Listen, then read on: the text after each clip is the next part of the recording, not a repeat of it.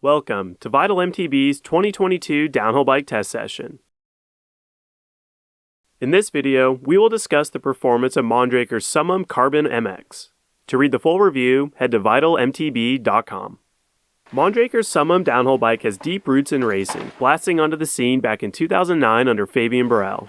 The inaugural model introduced some very progressive geometry and Mondraker's zero suspension design that has gone on to define the aesthetic and performance of Mondraker bikes. The latest iteration of the Summum maintains the distinct zero suspension that floats the rear shock between two links and compresses from both ends. The isolation of the shock between links allows the suspension to move freely under braking, creating a supple, smooth ride during compressions.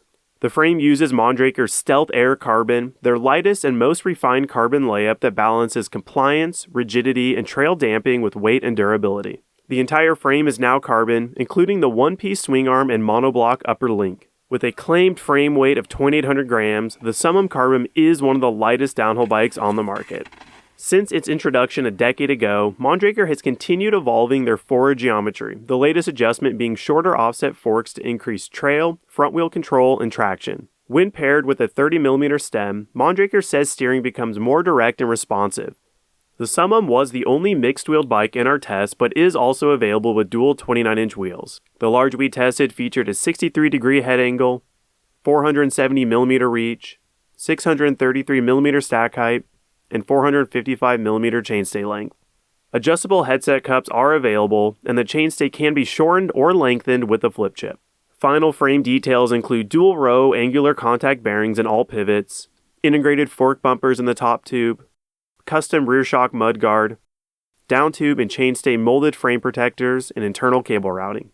We tested the Summum Carbon R MX model that retails for $7,999 US. A more expensive RR build exists using the same carbon frame but with nicer components, and there are also 3 additional aluminum frame builds available.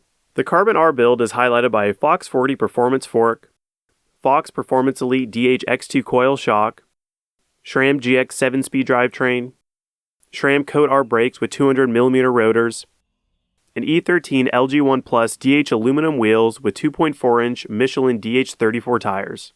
Compared to the other bikes in the test, the Summum Carbon R featured some of the same mid-range components found on the Canfield Jedi 2.9 and Nuke-Proof Descent, but retailed for nearly $1,500 more, making the Summum an outlier in the group. So, how did the Summum perform?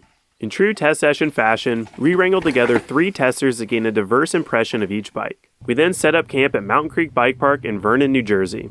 Situated only an hour from New York City, Mountain Creek is best known for its impressive variety of trails and short gondola ride. The mountain offers a mix of rough, technical rock gardens, high-speed chunder, steep rock rolls, and flowy jump trails with ripping berms. With the ability to knock out multiple laps per hour and accommodations conveniently located at the base, Mountain Creek served as the perfect location to test this year's bikes. With a tight timeline to shake down 4 downhill bikes, our goal was to find out where each bike excelled or fell short, what nuances set them apart, and ultimately help riders understand which bike would be best for them. The Mondraker Summum was easily my favorite bike, which was surprising because it was probably aesthetically the least pleasing to me. And the parking lot test with the forward geometry just felt so strange. Really short stem right on top of the fork.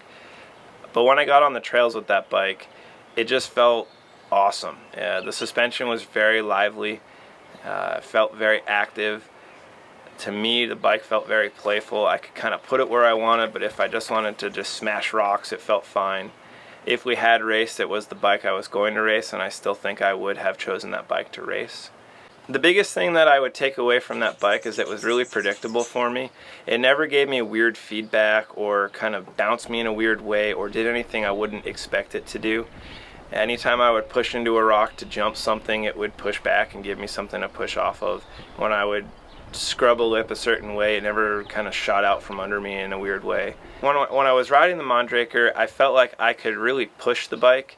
I never felt like I was getting to the limit of what I thought the bike could handle. I almost felt like if I kept riding it, I would have found more and more speed and confidence. So one of the back draws I found with that bike was the stem.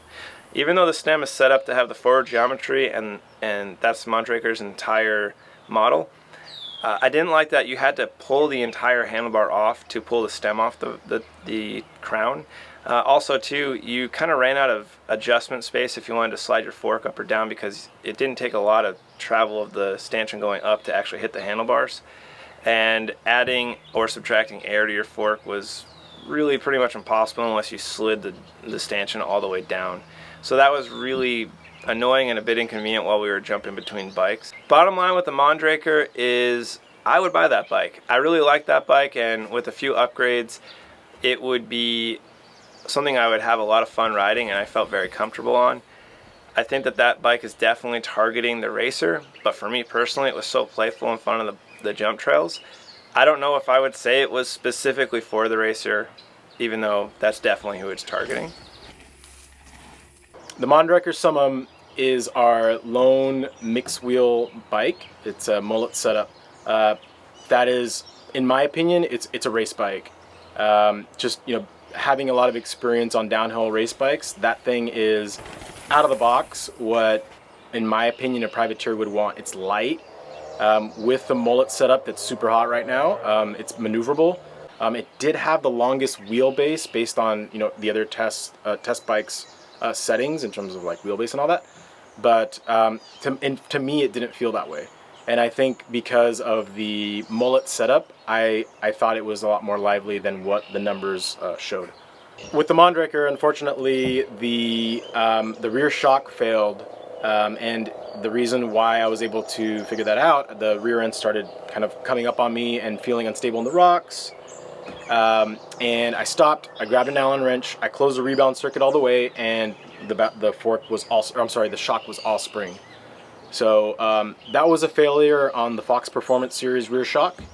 Other than that, the rear wheel, which is surprising because it's the mullet rear wheel, just the spokes were annihilated by the third day, so we had to fully retension that wheel. Other than that, another standout, I guess, component that was spec'd on that bike, the Michelin Dh34s. Unlike the Dh34s, they were faster rolling, but they were more, I'd say, geared towards enduro riding, whereas someone that would buy that bike stock, that would be one of the first things that I would change out. Now, after probably like our first day and even just the first lap, that was one of the bikes that surprised me the most. You know, the first half of the lap took a little bit of getting used to just kind of where I sat on the bike due to being set a little bit back, even more so than I usually would. But, you know, once we got into trails that I was familiar with and, you know, we're in a train and you're just focusing on riding and having fun, I completely forgot about kind of the, you know, different setup I maybe would lean towards. I had no issues with front wheel traction or the front wheel getting away from me. It felt super natural how I sat on the bike. I didn't really notice it having a 27.5 rear wheel. The only thing I really noticed personally was that it felt like I was just standing a little bit lower in the bike, but that translated into kind of that nice sat in the bike feel that, you know, promotes a lot of confidence and like that hard charging mentality when you get in either going fast or in rougher sections. So the Mondraker felt pretty long to me, and I enjoyed that, you know, at speed and riding kind of higher speed, flowy bike park trails. When we got into kind of some lower angle rock gardens and, you know, sections of trail where going fast required really maintaining momentum that you entered with, I didn't have the easiest time pumping that bike, kind of keep my speed going. I found that the rear end seemed to just hang up just a little bit, and when I would start to kind of push my way through the suspension, the Fox Performance series of fork and shock we were running, it just seemed to get overwhelmed at a certain point and seemed to lack the mid-stroke support and compression damping that you would probably find on like factory level Fox stuff.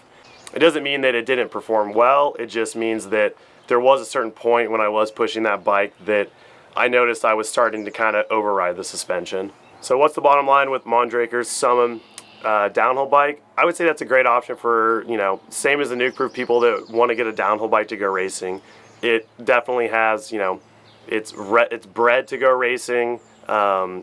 Everything about the bike, you know, is kind of promoting that stable, planted demeanor. It excels best when it seems to be going fast. It definitely is great in a straight line. It wouldn't be my first choice is some of the other bikes to, go ride bike park trails and kind of hit jumps, but it still fares well in those situations. I think that it leans more towards downhill racing, but if you want to get a downhill bike to kind of do a little bit of everything, you're not going to be super disappointed with it.